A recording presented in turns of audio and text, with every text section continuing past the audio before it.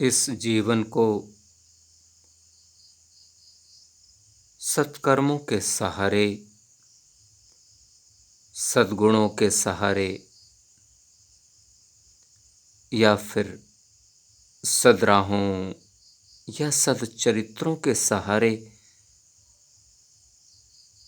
या फिर सकारात्मकताओं के सहारे ही ढाल कर चलाने में फायदा है। ये ऐसी राहें हैं जिन राहों में कोई भी नुकसान होने की संभावना तो है ही नहीं, और यदि ये राहें इतनी खरी हैं, इतनी स्पष्ट हैं, इतनी सुदृढ़ हैं कि जहां पर नुकसान होने की संभावना ही नहीं है, तब तो इन राहों पर हर कीमत पर चलने में ही कल्याण है। यदि इनके अनुरूप हम अपने जीवन को ढाल सके, अपने जीवन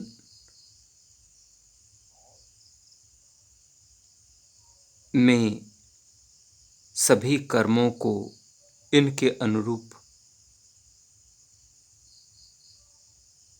एक उचित जीवन शैली, एक उचित जीवनचर्या में बांध सके, तब तो कल्याण ही कल्याण होगा। हमारे कर्मों के आधार पर हमारा कल्याण भी निर्धारित हो जाता है और हो जाएगा।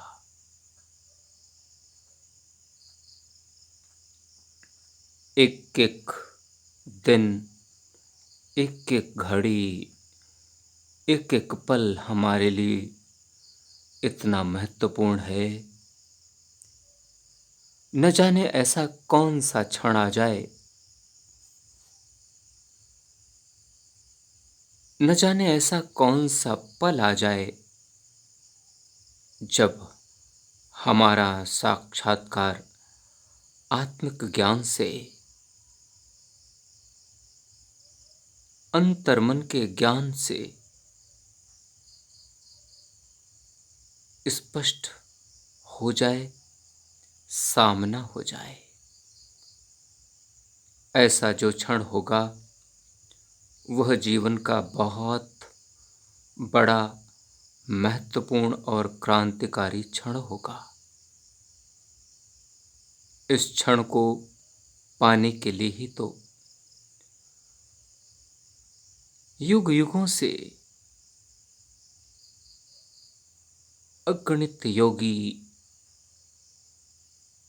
अगणित संत, अगणित गुणीजन, अगणित विद्वान प्रयासरत रहते हैं और युग युगों तक प्रयासरत रहेंगे। बस इसी क्षण का सबको इंतजार होता है, इसी पल का सबको इंतजार होता है। किसी भी प्रकार से यह क्षण आ जाए, आत्मिक ज्ञान प्राप्त हो जाए, अंतर्मन के अज्ञान का यह तिमिर, यह अंधियारा सब छट जाए, तो जीवन कल्याणमय हो जाए।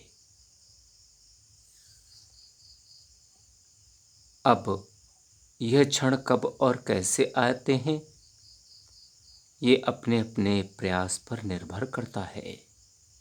अनेकों जन कुछ क्षण में ही ये क्षण प्राप्त कर लेते हैं। कुछ लोगों को अथक प्रयास करने के उपरांत प्राप्त होते हैं। कुछ लोगों को ऐसे क्षण प्राप्त ही नहीं हो पाते। ये सब अपने अपने कर्मों की रूपरेखाओं के परिणाम हैं। हम इस बात को समझें तो, हम इस बात को महसूस तो करें। कभी धीरज धर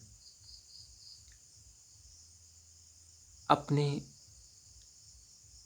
जीवन का हिसाब तो करें कि यह सब जो कुछ हम पा रहे हैं, यह कैसे पा रहे हैं।